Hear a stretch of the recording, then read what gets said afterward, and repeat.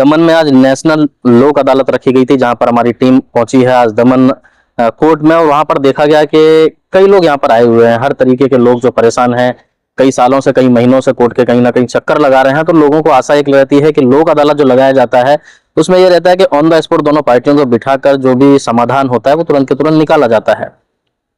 कई लोग आए हुए हैं, कई लोग बैठे हुए हैं। जज और वकील शायद कम है, क्योंकि लोकल के लोग हैं, जितने लोग भी होंगे बैठे हुए हैं और सभी की बातें वो लोग सुन रहे हैं।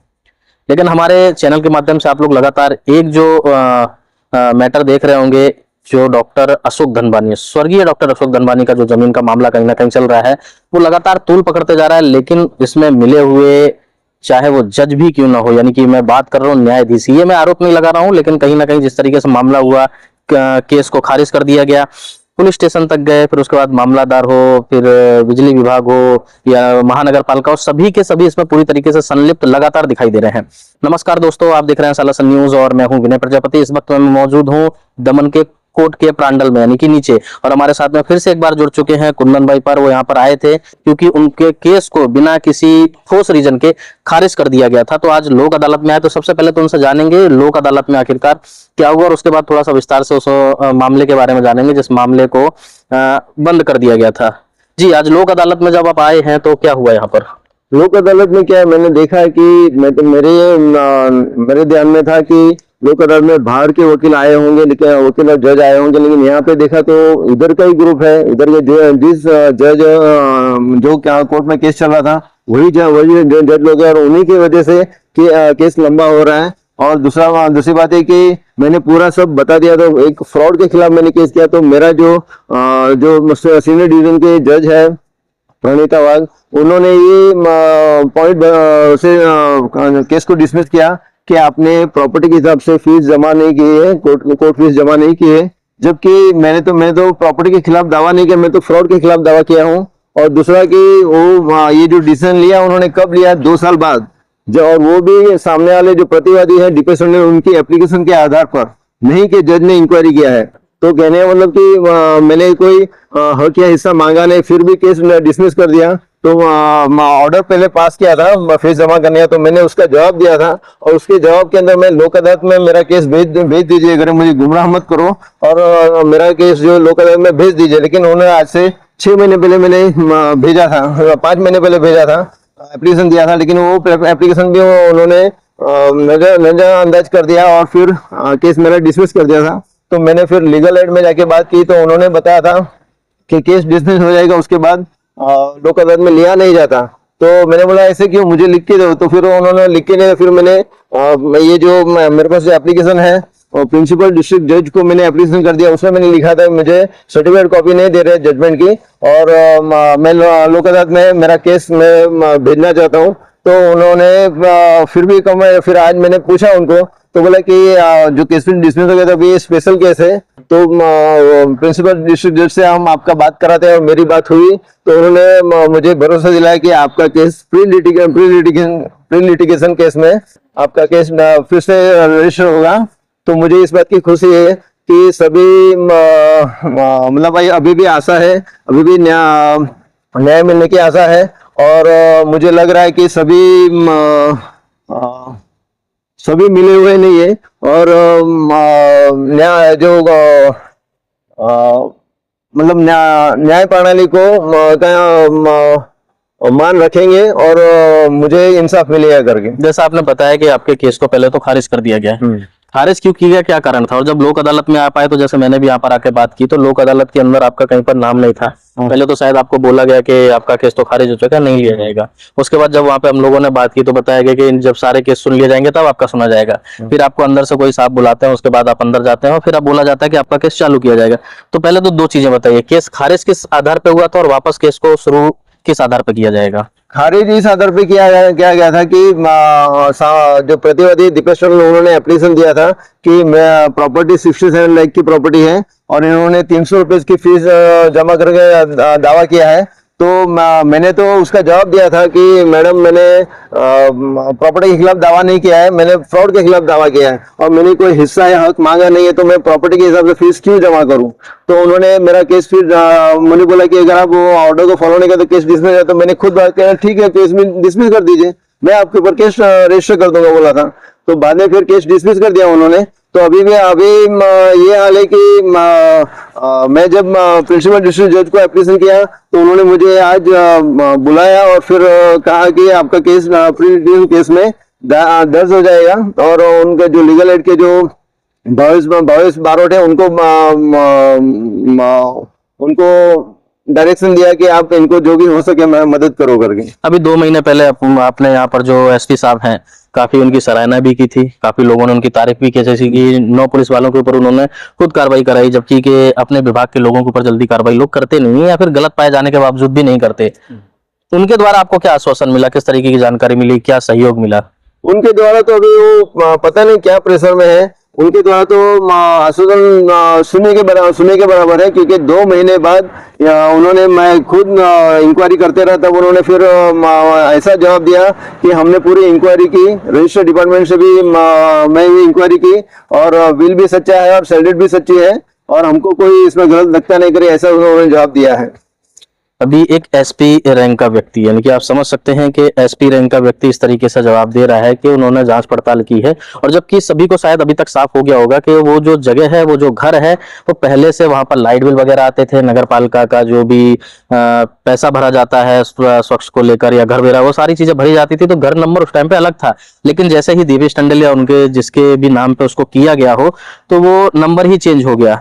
अच्छा, ये चेंज कैसे हुआ होगा नाम? जैसे पहले डॉक्टर अशोक धनवानी के नाम पे था, फिर ये चेंज किस वजह से हुआ और कैसे हुआ और इसको करता कौन है? ये तो ऐसा है कि कोई भी प्रॉपर्टी खरीदे, जमीन खरीदते हैं तो उसमें तलाटी के बिना नाम आता नहीं है, और उस तलाटी की परमिशन के बिना और मामलतदार की परमिशन के बिना उस एक जो सरकारी पेपर है जमीन के, उसमें नाम आता नहीं है। तो उसमें अभी जो हमारा कथेरिया का जो तलाटी है उसका नाम है सतीश नानजी, जो दीव का है, वणक बारा का है, और वो सतीश नानजी जो तलाटी, उसके मुझे लगता है कि उसी की वजह से आया होगा कि अभी जो तलाटी वही है। और हमने जब केस मामलेदार केस में रजिस्टर किया तभी भी वो आया था, इंक्वायरी किया था, उसने हमको बोला था कि भाई ये बिल्डिंग 2 प्लॉट पे खड़ी है, तो 2 प्लॉट पे खड़ी तो ये इलीगल कहलाता। तो मैंने बोला कैसे? तो बोले 2 प्लॉट मर्ज नहीं किया था करके। तो मैंने बोला कि एक ही पार्टी का 2 प्लॉट मर्ज करने की जरूरत क्या है? तो उसके वो चुप हो गया और फिर उन्होंने कुछ जवाब नहीं दिया और फिर हमारा केस चलता रहा।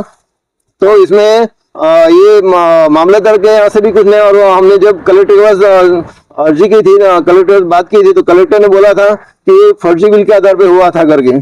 अच्छा, ये मान सकते हैं कि इसमें जो पूरी रूपरेखा है या पूरा जो कारनामा है वो तलाटी का किया जा रहा है? ये हो सकता है, क्योंकि क्या है कि इधर ये जो दमन है उसमें, अब मैं नहीं बोलता हूँ लेकिन लोग बोलते हैं, और ये तो हिस्ट्री रहा है कि 2 नंबर का काम करने में दमन में ज्यादा सब लोग तैयार होते हैं। और ये जो हमारा केस जो बता रहा है, मैंने कोई हिस्सा या हक मांगा, मैंने कहीं पे भी वकील नहीं रखा है, तो मुझे झूठा साबित करने कितना टाइम लगता है? जब सामने वाली पार्टी है दीपेश टंडन और महेश टंडन, उनके पास पैसा है, उनके पास पावर है, उनकी पहुंच है, म्युनिसिपल में पहुंच है, मामलतदार में पहुंच है, कलेक्टर में पहुंच है। तो मैं जब इतना बोल रहा हूँ कि दमन में हो रहा है सरकारी अधिकारी सच पर दमन, तो क्यों नहीं, तो मुझे झूठा साबित क्यों नहीं कर रहे हैं? मैं क्यों टेक्निकल बात करके वो केस डिसमिस कर रहे हैं? तो मेरे इस केस से संबंधित जो भी जानकारी और पहले जो भी हमारे चैनल के माध्यम से वीडियो चले, वो डिस्क्रिप्शन में मैं लिंक उनकी डाल दूंगा, जिससे कि आप लोगों को पूरी तरीके से समझ में आए कि मैटर था किस तरीके का। दूसरा, उसी जगह पे जैसे डॉक्टर अशोक धनवानी का जो हॉस्पिटल था वो खरीद लिया गया है, उसको तोड़ के बनवाया गया, वहां पे 21st सेंचुरी बना है। तो अगर जब दस्तावेज सही नहीं है या लीगल नहीं है, तो 21st सेंचुरी वाले ने, यानी कि नादकर्णी ने, जो ऑनर है 21st सेंचुरी के, नादकर्णी ने वो जगह खरीदी कैसे और वहां पे हॉस्पिटल कैसे बना दिया, परमिशन कैसे मिल गई? वो जो बात है ना, वो भी डॉक्टर साहब का ही प्लॉट है, और उसके तोड़ के बनाए, उसको सिर्फ रिनोवेट किया है, तोड़ के नहीं बनाया, रिनोवेट किया है और खरीदा है उन्होंने। खरीदा ऐसा बता दे, क्योंकि हाउस ट्रेस में उनका ही नाम बताता है, नादकर्णी का, वैभव नादकर्णी का नाम बताते हैं, हाउस नंबर 21st सेंचुरी बताते हैं, और 4 हाउस नंबर बताते हैं। एक ही प्लॉट पे बिल्डिंग खड़ी, उसके 4 हाउस नंबर बताते हैं, जबकि ये टोटली गलत है।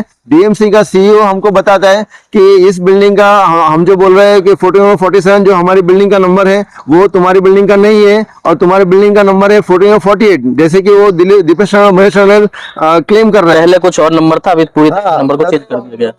हमारा एक्चुअली बिल्डिंग का नंबर है 1447 /B /G1 और दूसरा है 1447 /B /S 1 करके है। जबकि ये जो डीएमसी का सीईओ है संजाम सिंह, उनके पास भी हमारा केस गया था। उन्होंने हमको मिसगाइड किया, हमको गुमराह किया। हमको बताते हैं कि ये तुम्हारी बिल्डिंग का नंबर है 48 करके, और ये जो सामने जो है उसका 47। तो मेरा ये कहना है कि हमारी बिल्डिंग 34 ईयर्स पहले बनी थी, करीब 34 साल पहले, उसका नंबर 48 बता रहे हैं दमन के सीईओ संजम सिंह के द्वारा। और हमारी बिल्डिंग के 20 साल बाद बनी बिल्डिंग जो अभी जो 20th सेंचुरी है उसका बता रहे 48। ये कैसे हो सकता है? आपको क्या लग रहा है, क्या इसमें आपको अभी भी आशा है कि नहीं, मुझे कोई रास्ता निकलेगा या फिर इस तरीके से गुमराह करके खत्म कर दिया जाए?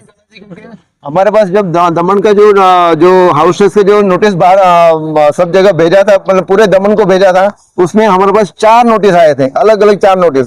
क्यों 4 नोटिस आए? क्योंकि डॉक्टर साहब के 4 प्लॉट हैं, एक हमारी बिल्डिंग का दो प्लॉट, और जो अभी 20% उसका 1 प्लॉट, और पीछे बंगलो उसका वो 1 प्लॉट का, 4 प्लॉट का 4 हाउस नंबर है। तो हमारे पास 4 नोटिस आया, वो भी मैंने कोर्ट में जमा किया था। तो अभी जो संजम सिंह जो बता रहे हैं कि एक ही बिल्डिंग का 4 हाउस नंबर है, तो 1 प्लॉट का 4 हाउस कैसे हो सकता है? हाँ, हो सकता है, एक क्या 100 भी हो सकता है, कभी वो रजिस्टर करेंगे तो। जबकि ये हमको गुमराह करने के लिए इस तरह से बता रहे हैं। और ये इसमें जो एक ही बिल्डिंग का 4 हाउस नंबर हो ही नहीं सकते, क्योंकि अगर अलग अलग रूम रजिस्टर किया होगा तो होगा, और अलग अलग फ्लोर तो रजिस्टर कर नहीं सकते।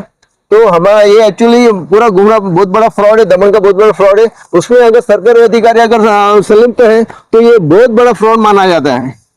ये खबर तो लगातार हम आप तक पहुंचाते ही रहेंगे, और जैसे कि आज जब यहाँ पर नेशनल अदालत में हम लोग पहुंचे हैं, तो यहाँ पर जिस तरीके का रवैया देखने को मिला, कहीं ना कहीं वो भी एक अलग तरीके का था। जानकारी किस तरीके की है ये तो इनके पास तक ही होगी, लेकिन जो इनका केस पहले कोर्ट के अंदर खारिज कर दिया जाता है, उसके बाद लोक अदालत में आने के बाद पहले भी इनको मना किया जाता है। लेकिन जब हमारी टीम वहां पर बात करती है तो एक साहब इनको बुलाते हैं और फिर से इनको आश्वासन देते हैं कि आपके केस को फिर से शुरू किया जाएगा। दूसरा 21st सेंचुरी हॉस्पिटल जो वहां पर बना है, जब अगर पूरी तरीके से दस्तावेज लीगल है ही नहीं, तो आखिरकार वो वैभव नाथकर्णी के नाम पर कैसे हो गया? और जिस तरीके से पहले भी हमने पेपर भी अपने चैनल के माध्यम से आप लोगों तक दिखाए कि पहले घर नंबर XYZ होता है, फिर उसके बाद ABCD हो जाता है, यानी कि पूरी तरीके से यहाँ पर एक ये दमन का जो काला सच है और दमन को कहीं ना कहीं कलंकित करने वाला है। जी, और एक बात करना था कि अगर मेरे सामने जो वकील है, एक तो मारियो लोपेस है, और ये समीर मोड़ासिया है, और ठाकुर पटेल है, और सरकारी वकील गोवर्धन पुरोहित है, तो मुझे क्यों क्रॉस नहीं किया? ये बहुत बड़ा सवाल है। जबकि मैं सीधा बोल रहा हूँ कि बहुत बड़ा फ्रॉड है, फ्रॉड के खिलाफ हूं मैं, और सरकारी अधिकारी द्वारा हो रहा है सच पर दमन करके। तो फिर भी मुझे सरकारी वकील का जो डिपार्टमेंट सब रजिस्ट्रार जो वकील है, सरकारी वकील गोवर्धन पुरोहित, वो मुझे क्रॉस क्यों नहीं करे? जबकि मैं कोर्ट में बोल चुका हूँ, ये जो गोवर्धन पुरोहित है वो 2017-18 में प्राइवेट वकील था, और वो चित्रा की बोगस बिल के पक्ष में बोगस उसी आधार में चित्रा के पक्ष में मुझे क्रॉस कर चुका है, और तभी और वो चित्रा केस हार चुकी है, और वो कोर्ट में बिल जमा नहीं किया था। जब वो मालिकाना साबित नहीं कर पाई थी तो प्रॉपर्टी कैसे बेच सकती है? ये बड़ा सवाल है, और ये कहीं ना कहीं सीधे सीधे न्यायाधीश के ऊपर भी, और जो एडवोकेट है, प्राइवेट थे अब सरकारी हो चुके, सभी के ऊपर एक सवाल या निशान खड़ा करते हैं। क्योंकि जिस जमीन के आधार पर, जिस घर के आधार पर, जिस प्रॉपर्टी के आधार पर पहले ये केस हारा जा चुका है, उसी केस के ऊपर किसी दूसरे को बेच देना, यानी कि उसी के नाम पर किसी और को बेच देना, कहीं ना कहीं ये बहुत बड़ा कलंक है। और ये खबर तो लगातार हम आप तक पहुंचाते रहेंगे। आप जुड़े रहे हमारे साथ और देखते रहें सालासन न्यूज।